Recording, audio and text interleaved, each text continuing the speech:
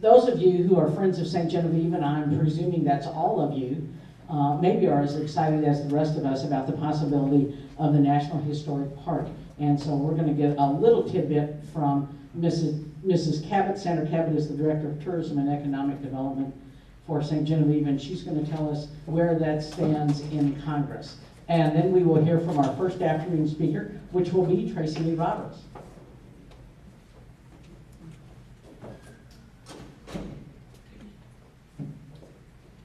What was the phrase that the speaker used this morning, bringing flour to the mill?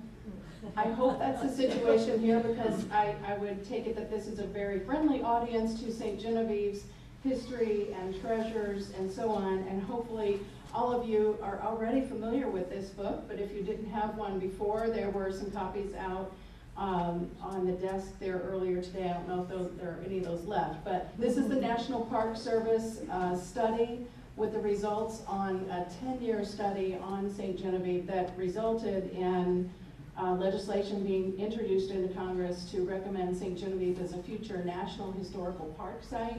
And I'm just going to give you a very brief overview of the bills in the House and the Senate, the numbers of those, and ask each and every person in this room, and I'm looking out there, I know there are a few people who have already written letters of support. Yes, thank you, we appreciate that.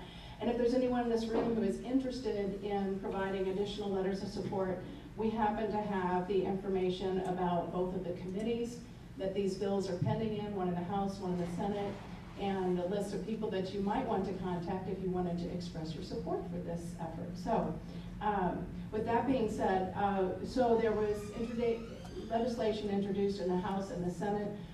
Currently in the House, it's House Bill 2888. It was introduced on June 12th in the House by Congressman Jason Smith here in Missouri, and it was referred to the Committee on Natural Resources and then to the Subcommittee on Federal Lands.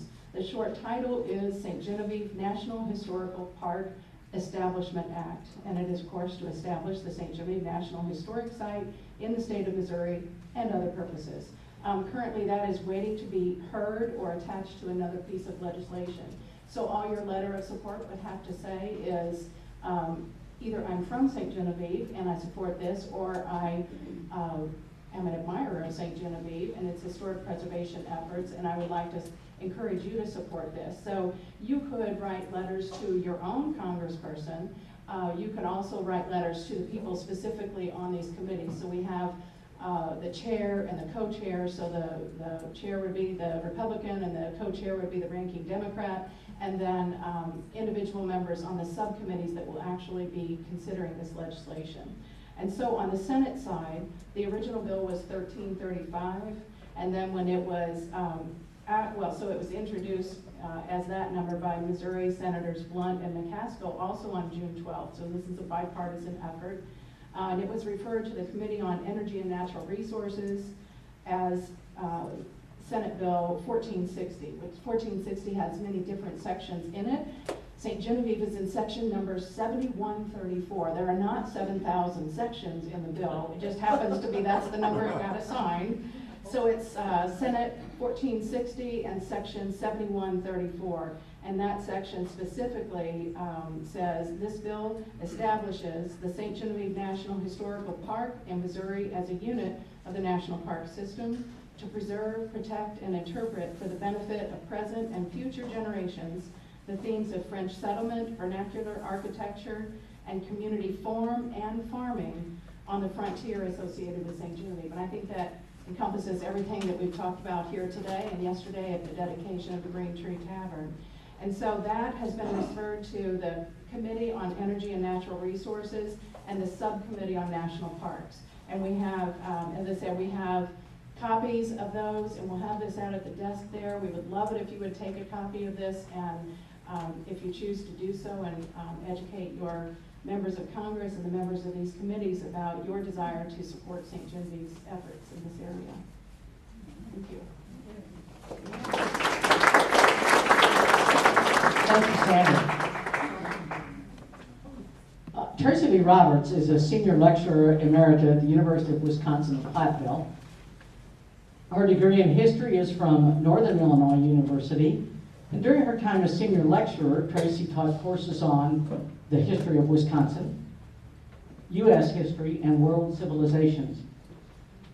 She previously served as assistant to the director at Jane Addams Hull House Museum in Chicago and the curator and archivist at the Galena History Museum.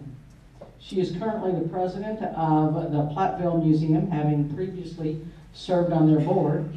She's published numerous historical articles, including early surveying and mapping of the lead mining district, badger hunts, and other early housing of the lead mine, badger huts and other early housing of the lead mines, excuse me.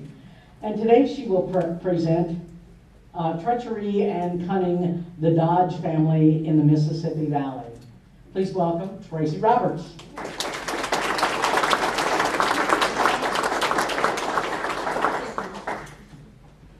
Good to see y'all. Thanks for having me. Appreciate it.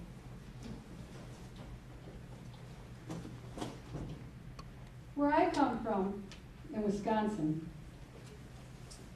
we think about the Dodge family as a very important family. Henry Dodge was the first territorial governor of Wisconsin, and he was later a senator. So it's a very well-known name where I live. Dodge is considered to be the man who stopped Black Hawk, the glorified Sauk warrior who tried to reclaim his own territory in the Wisconsin and Illinois areas in 1832. Henry Dodge is considered to be the man who stopped Black Hawk.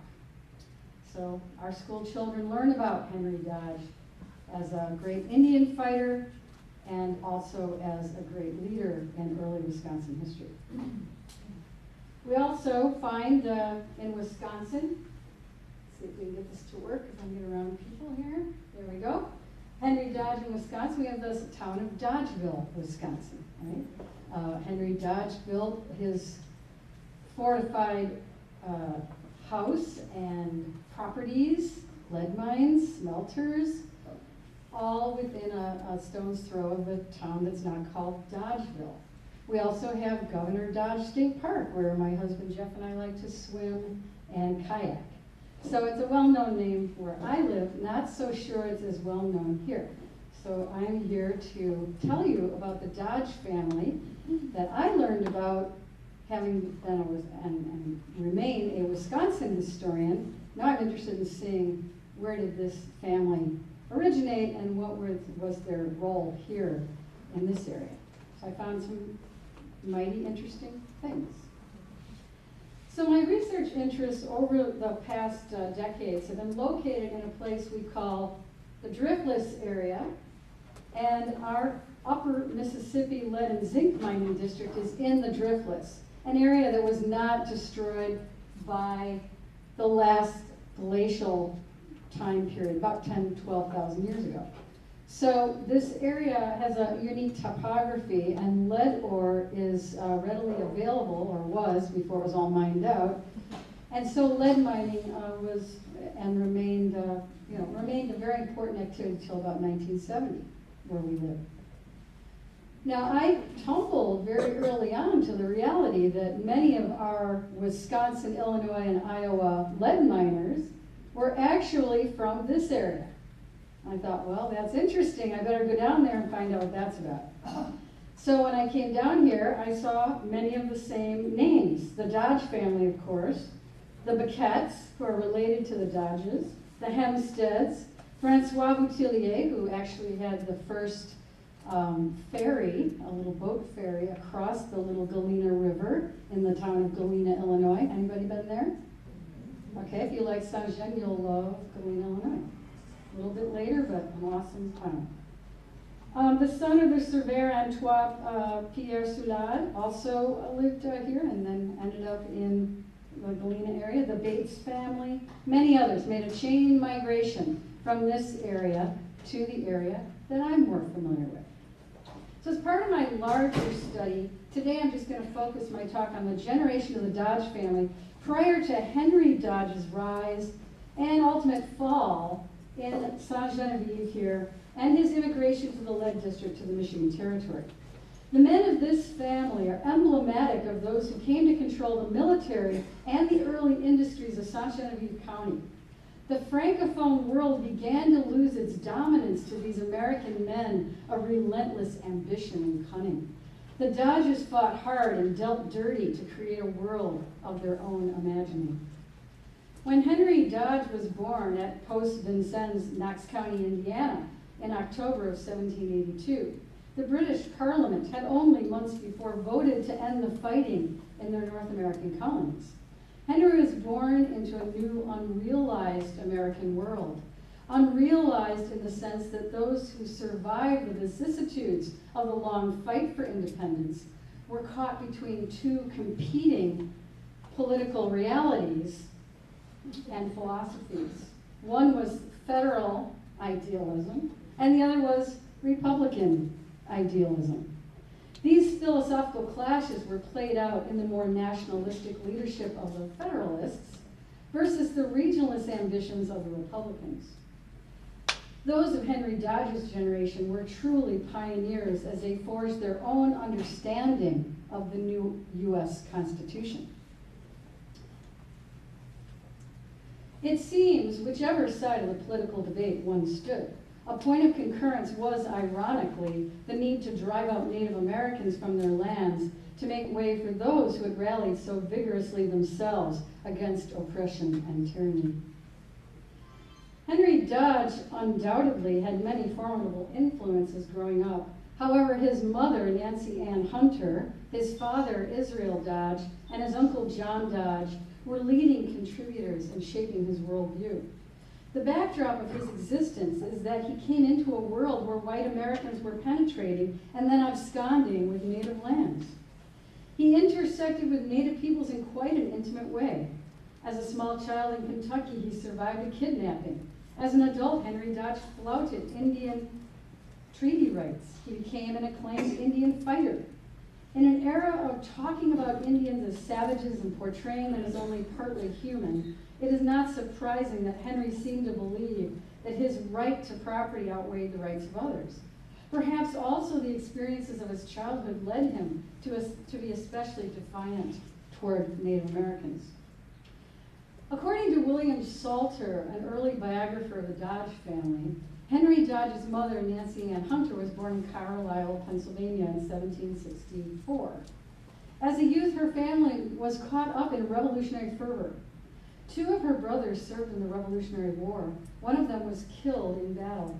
When a young child, the family moved to a frontier area of southwest Pennsylvania. They bought land from a Delaware chief named Catfish. Soon the settlement was called Catfish Camp, not far from Wheeling, West Virginia, where traders and military men convened. Failing at the Catfish Camp due to lack of food and protection from Indians and the elements, Nancy's father moved the family to Kentucky. As part of the larger American Revolution, the operation to capture Vincennes, an important fur trading post, and the Mississippi River towns of Kaskaskia and the region from the British was led by General George Rogers Clark, and we had an opportunity to hear about that from our previous speaker. In surprise raids in 1778, his soldiers easily won the battle. American Western migration was now not only a bit easier, but necessary to help hold the territory in wartime for the Americans. Nancy's father was persuaded by General Clark to leave the settlement near Louisville in the spring of 1780 to help establish a defensive position where the Mississippi and Ohio rivers meet. This military post was called Fort Jefferson. The Chickasaw Indians who claimed the country made repeated assaults on the intruders. A stockade fort was built, but life was difficult. They were trapped in the fort for fear of being killed. Salter writes that due to a dearth of food at the settlement, one night Nancy's brother crossed the Mississippi River in the cloak of dark. Braving possible Indian attack, they procured buffalo meat on the Spanish side of the river for the hungry settlers. Salter tells another story about Nancy running outside the stockade fort to save a cow and her calf from being taken by Indian raiders. In the usual dramatic telling of early 20th century biographers, Salter tells how the arrows of the Chickasaw Indians sang past her head as she ran back into the fort with cow and calf following quickly behind. Sometime during the brief 14 months of Fort Jefferson's habitation, John Dodge and Nancy Ann's future husband Israel Dodge were stationed there. John acted as quartermaster for some of those months, and his younger brother Israel was also involved in a supply position. A year later, in 1781, this fort was abandoned and Nancy's family moved back to Kentucky. Nancy Ann had experienced a lot of loss in her first 18 years of life. She grew up in frontier military outposts with few luxuries, often with limited food supplies. Her life was repeatedly at risk due to conflicts with Native peoples. This fear and outrage were surely communicated to her son Henry. Israel Dodge was also accustomed to difficult conditions and personal loss. Born in Colchester, Connecticut in 1760, Israel survived the deaths of at least 3 brothers and a sister, as well as his mother, before he was 11 years of age. His father, John S. Dodge II, was a Baptist minister and a blacksmith by trade. He made high-quality farm implements. After Israel's mother died, his father quickly remarried. In 1775, at age 15, Israel apparently traveled to the west coast of Africa to work on a slave ship, and upon his return joined the Continental Army. Having just passed his 17th birthday, he fought under the command of General Washington in the Battle of Brandywine, Pennsylvania, in September of 1777. Sometime within the 11-hour battle, he was wounded by a British officer with a bayonet to the chest. He was promoted to second lieutenant in the Continental Army. Israel's other brothers were attempting to make their mark in the world. His oldest brother, Jordan, followed his father's lead and became an ardent Baptist minister. Israel's next older brother, John III, still in his 19th year, left the family home in Connecticut to become a trader in Ohio, and then he moved to Detroit. While living as a trader in British-held Detroit, John was taken up on suspicion of having been in arms with the rebel. It seems his captivity with the Redcoats was intermittent, but for a period of over 2.5 years, he was made to remain in Detroit and Mackinac, and then Quebec. In his narrative, he gave a vivid account of how he suffered at the hands of the British. For months, he lingered in a small, cold, windowless dungeon. Enduring acute illness, his friends and supporters eventually put a bond of 2,000 pounds for his release from captivity. He was taken up again in May of 1778 and sent to Quebec, where he remained on a prison ship for 2 to 3 months. Finally, he managed to escape his British captors in October. With the help of an Indian guide, he walked for over a month until he finally made it down to Boston. After being kindly received by General Gates, he was allowed an interview with General Washington. Then he was referred to Congress to reveal the knowledge he had on the enemy in Canada. Having made himself known as an ardent supporter of the revolutionary cause, John Dodge went to Virginia to seek a government position. He was appointed an Indian agent to Kaskaskia in the sparsely populated and contested Illinois country. This appointment was quite sound, considering that prior to his detainment by the British, he had carried on trade in the Indian village of Sandusky, Ohio, and so he knew some of the native languages. Arriving to his new post in 1780, he found a disorderly and anxious village of French speakers. Not only was there little oversight from the administrative command in Virginia, but the summer of 1780 saw numerous murderous Indian attacks on the settlers of the region. American soldiers under Clark's command were posted at the small French villages of Kaskaskia and Cahokia since the summer of 1778, when they won the region from the British. Several hundred French habitants gave an oath of loyalty to Virginia and the cause of the Americans. They were promised the right to practice their Catholic faith and set up a court of justices which would be chosen by a vote of the male habitants. Clarence Alvord, editor of the Cahokia Papers, an intriguing set of letters and documents from the period, explained that, quote, while Clark had been relegating the affairs of the Illinois, the news of his great success had been received with rejoicing at Williamsburg. The territory north of the Ohio River lies within the region which Virginia claimed as hers under her charter granting land from sea to sea. According to the Virginia interpretation of that charter, the state was fully within her rights to legislate for that territory. Thus, the Virginia County of Illinois was established with Kaskaskia as the county seat. While it appears that the mostly French-speaking habitants of the Illinois County were in favor of American rule over British, complaints were mounting in Kaskaskia. The court there was set up soon after Clark's victory to provide civil justice. In a letter to Colonel John Todd, the magistrate for the county of Illinois, the French court at Kaskaskia outlined the problems with the soldiers stationed there. They wrote that they had, quote, seen with sorrow the soldiers of the company of Fort Clark going at different times to the commons of this place to get the animals of the said undersigned, without paying any attention either to the mark or to him whom they might belong. This is contrary to the customs and usages of the country free and independent, as is this one. They announced to us that this is a free country where each one should be master to do with his property as pleases him, and to enjoy it as he may see fit. Yet they have killed plow oxen, milch cows, and other animals which belong to persons and people who could not get along without them. We have never refused to furnish animals for the needs of the garrison as far as it has been in our power, but we are still ready to do so as far as our strength may permit us to. The justices went on to make 4 demands of the Virginia government. 1, stop stealing our farm animals. 2, trade no liquor to Indians. If someone should do so, banish them from the community. 3, fine anyone who gives alcohol to an enslaved Indian or black person. 4, do not disturb Indian lands, only cultivate in the long lots. Right? Right. Right. Right. Another cause of misery was that more Americans arriving brought with them the paper Continentals. We heard a little bit about that earlier. But I want to talk about it too. That's Philippine country.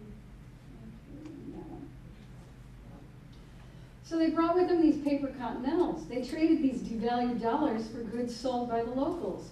The value of the paper money was nowhere near that promised by the American traders, and at times they were recalled and thereby totally worthless. Getting foodstuffs and supplies also became difficult. Open trade with British Canada was now forbidden, so the market to sell their furs and purchase their goods was closed off to them, greatly disrupting their regional economy. The Illinois country became more isolated when Spain declared in 1784 that the Mississippi River was closed to all but Spanish watercraft. Clark left Cahokia with a number of local militia in February 1779 to recapture the British fort at Vincennes in present-day Indiana. With no military power to control the region, Colonel John Dodge, Indian agent, was ready to step in. He took on the mantle of commandant. He probably had no commission to do this. He did hold a commission of colonel, received from Governor Patrick Henry of Virginia for his service, but there is no evidence that he had the authority to call himself commandant. He managed to persuade the French inhabitants that he was the military head, but they formed their own faction and quietly opposed his leadership. With his younger brother Israel, then only 19 years of age, John Dodge ruthlessly held power in Kaskaskia until 1786. Over a period of 6 years, he committed outrages that brought him to the attention of the far-off government in Richmond.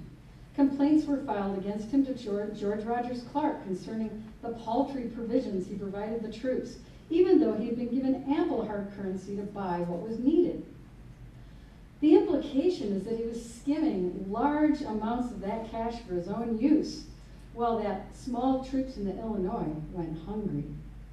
In April 1780, Dodge was sued by the civil court in Kaskaskia for not honoring a draft presented by an agent of the government of Virginia. In his defense, he said he was an officer, and quote, had nothing but his damn carcass, and that you cannot seize.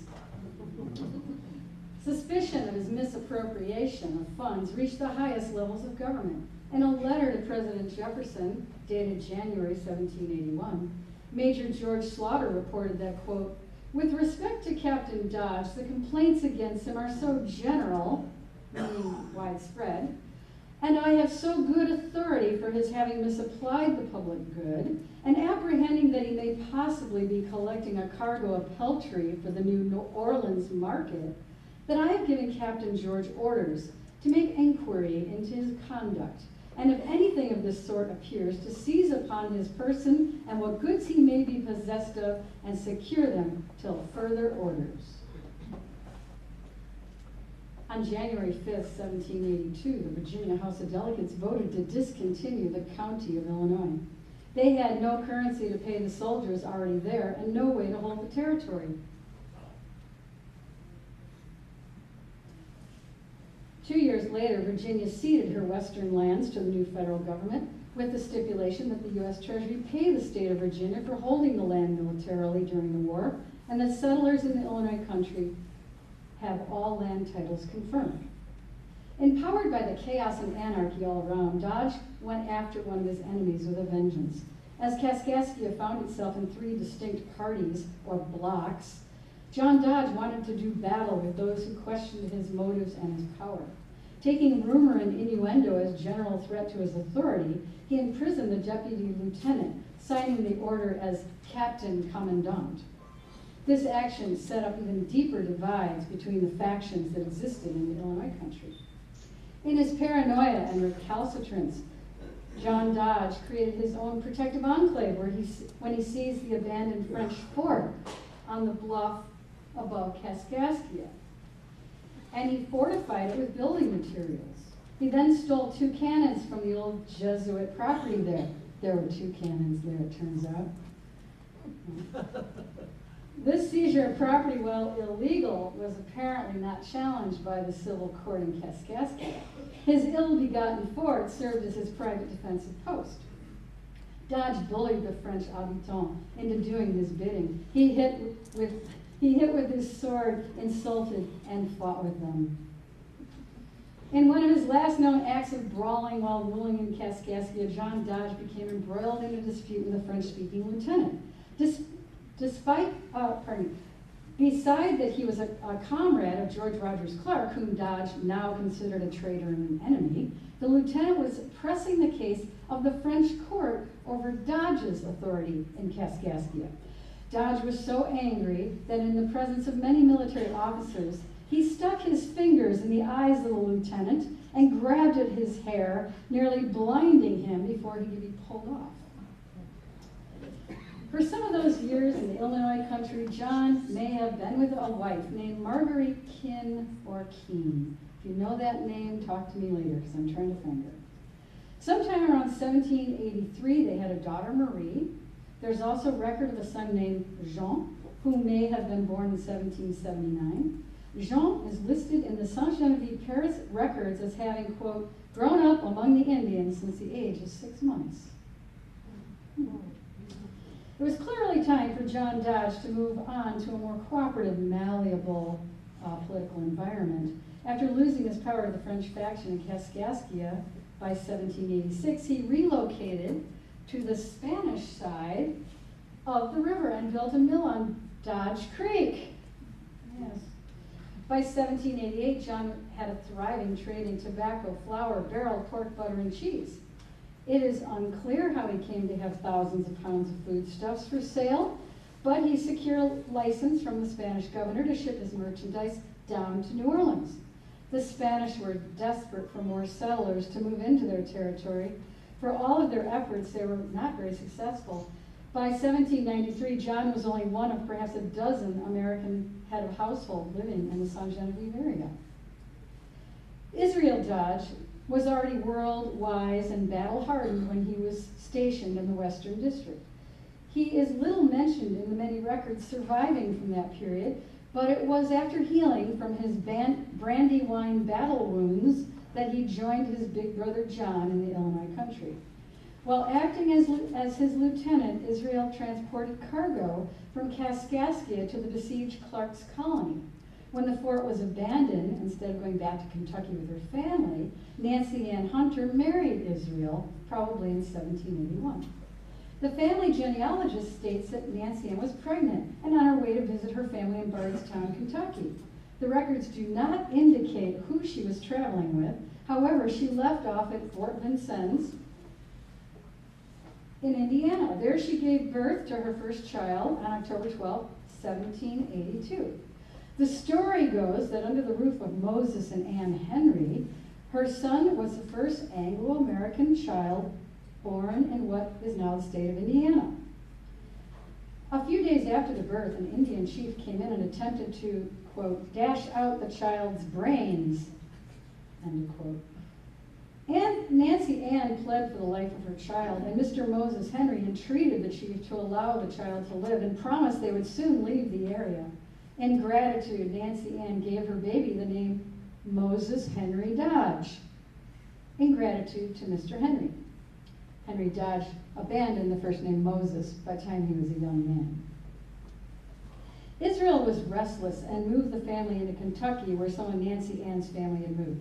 Settling in Bardstown, which biographer Salter called the dark and bloody ground, they found a nascent town consisting of cabins huddled by a log blockhouse surrounded by a palisade.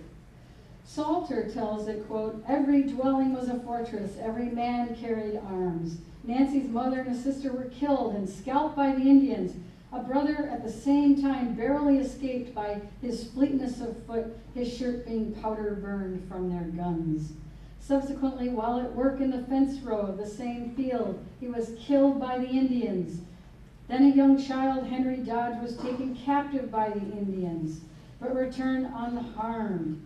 It was among the incidents of his earliest recollections to have seen the dead and bleeding body of one of his uncles borne in the arms of another on horseback to the stockade in which they lived. With a beefed-up military presence and the fear of Indian attack decreasing, Israel Dodge built the first stone house in Bardstown, in which he also established a public house. Nancy Ann bore a daughter there in 1785 named Nancy. The Illinois country, however, was beckoning to Israel. Sometime between 1786 and 1790, the family moved back to Kaskaskia. Brother John had already found success on the Spanish side of the river. Israel left his family to join John in these enterprises. In Woodward's genealogy, he states that after the divorce of Nancy Ann Hunter, on a trip down to New Orleans in 1790, Israel Dodge stopped at Baton Rouge and married Theodosia Lewis, a sister of Seth Lewis, judge of the Supreme Court of Louisiana. Theodosia bore at least 5 children. In the meantime, Nancy Ann took her children, Henry and Nancy, back to her family in Kentucky. She remarried to Aishel Lynn and had at least 2 children, Mary Ann and Lewis Fields Lynn, whom I know many of you know, historically anyway. The Dodge family genealogist says that, quote, when a boy of 12, Aishel was carried off a captive with 3 other lads by Shawnee Indians and escaped by killing or maiming 2 old Indians who had been left as their guard while the young Indians of the band were gone away on a hunt. It seems that Aishel and Nancy Ann had both survived terrifying encounters with native warriors when they were but children. Living in Bardstown with his mother and stepfather, Aishel Lynn, Henry's biographers tell a dramatic story, probably a tall tale. Quote, Moses Henry Dodge was but 14 years of age when one day he saw an Indian standing over a prostrated woman of the village about to scalp her. Dodge responded to the woman's screams by felling the Indian with a sharp stone. Lionized in most historical accounts, we can follow Henry's progress, but sorting fact from fiction is not always easy. In 1796, Henry joined his father, Israel, his stepmother, Theodosia, and half-siblings for a time in New Bourbon, about 2.5 miles south of St. Genevieve. John Dodge had probably passed away within that year, leaving his wife and a couple of young children. Henry learned the intricacies of the many businesses and industries from his father and his enslaved and hired hands. He went back to Kentucky for a time to study law under Colonel Allen, but came back to join his father in New Bourbon. He was married to Christiana McDonald of St. Louis in 1801. Israel found encouragement from the Spanish commandant to build up his industries. With the help of his family and Thomas, Dick, Jude, and Toby, his enslaved workers, he had a large farm, mills, a distillery, and a brewery. He had probably partnered with his brother John in these enterprises, but with John's death, the property seems to have gone to Israel. In late 1799, Israel was granted a concession by Lieutenant Governor de la Suze for the 1,000 arpents he already occupied. Perhaps his recent large patriotic donation to the Spanish, consisting of 20 piastres in lead or furs, may have greased the wheels for a quick decision on this land concession. What do you think? As the Dodges established their enterprises in New Bourbon, another outsized character entered the Spanish Trans-Mississippi region. John Smith T. had similar entrepreneurial ambitions, but saw the gold in lead. His chief competitor for the title of Lead King was another celebrated frontiersman, Moses Austin, who was already mining the rich veins of ore when Smith T. secured property for his mining operations some 40 miles from St. Genevieve. The Spanish had granted Austin about a full league of the mining territory.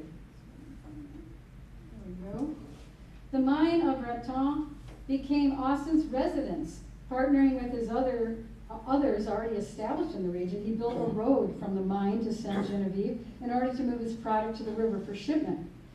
For 4 straight years, starting in 1805, Austin's mine produced over 800,000 pounds of lead. It's pretty good.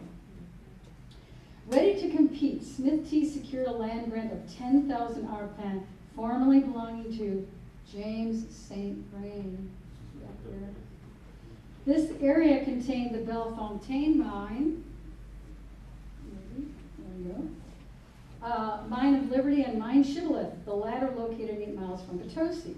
Smith T. set up his household and business corps at Mine Shibboleth. Like the Dodge brothers, these were highly inventive and entrepreneurial men. They developed mining and smelting operations, a shop tower, salt works, mills, and other industries. They all relied on slave labor and hired help and protected their investments with private armies. They were trespassing on Osage territory, and the remote enclaves of miners and their families were occasionally attacked and harassed. They all received commissions for strategic offices in Missouri. Smith T. was a lieutenant colonel of the militia, judge of the Court of Common Pleas and Quarter Sessions, and the commissioner of rates and levies. Austin was appointed a judge for the First Court of St. Genevieve. HenryDodge was the sheriff from 1806 to 1821, and he was captain of the militia in the War of 1812. These men were powerful and ambitious. A momentous occasion occurred in March 1804.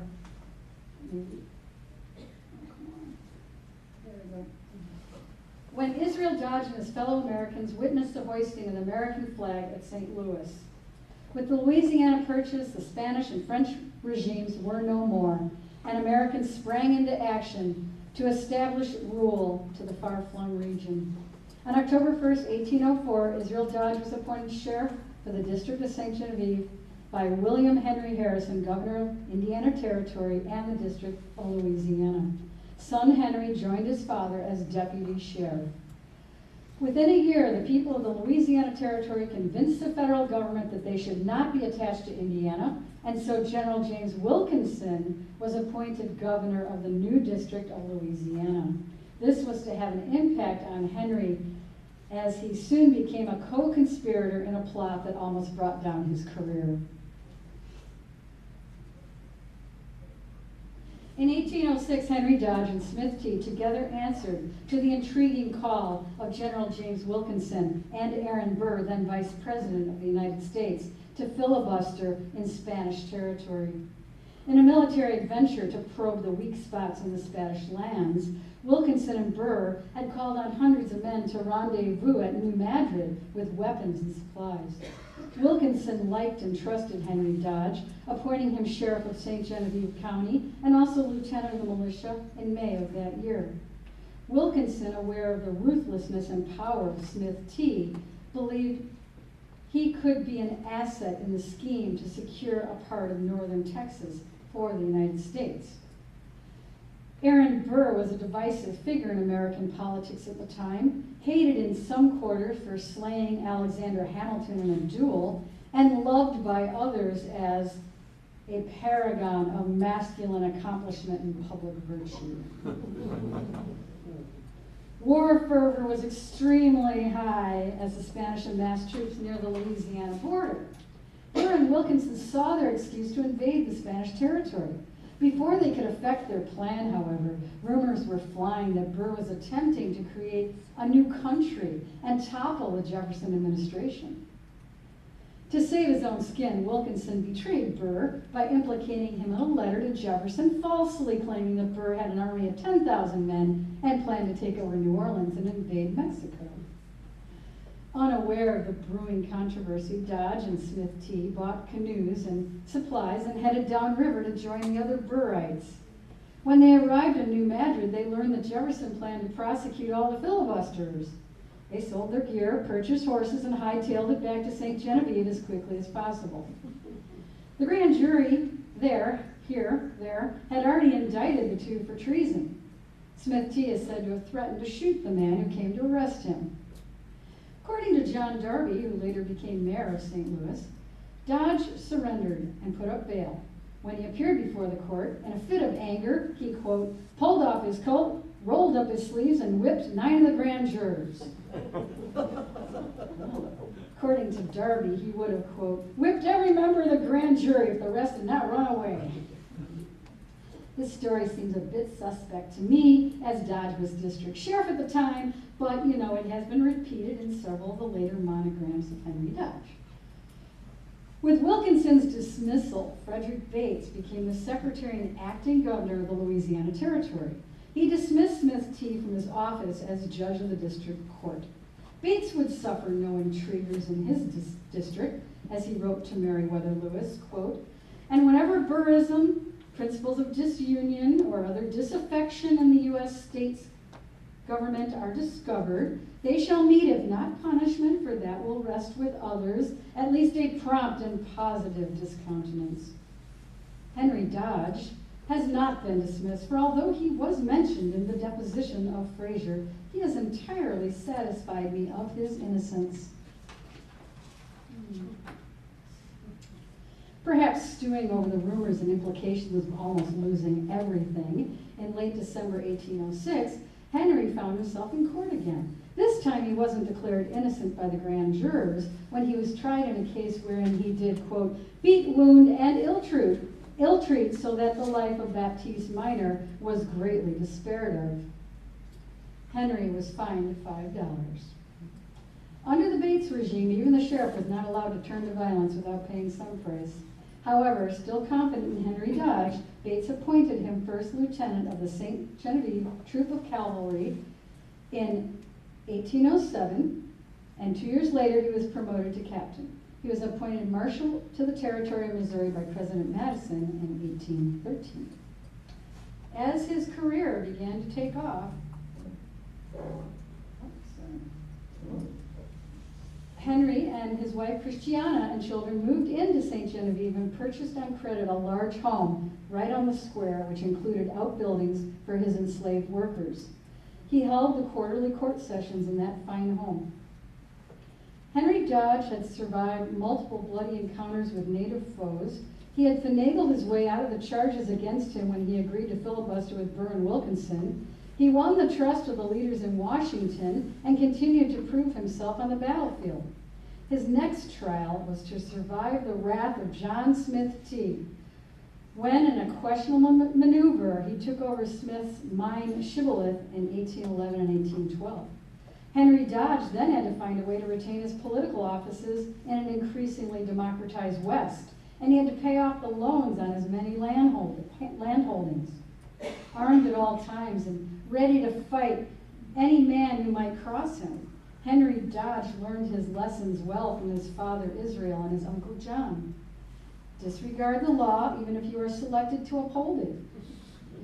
Use fear to get what you want, and borrow what monies you can, even if you never intend to pay it back. Through hard work, but also treachery and cunning, Henry Dodge rose to the top in an era and place suited to his freewheeling version of freedom and justice. He eventually wore out his welcome in St. Genevieve and saw his beautiful town home sold from the courthouse steps. Now he schemed to make a fresh start by intruding on Ho-Chunk lands of the Michigan Territory Lead Mine District. But my narrative of those exploits must wait for another day.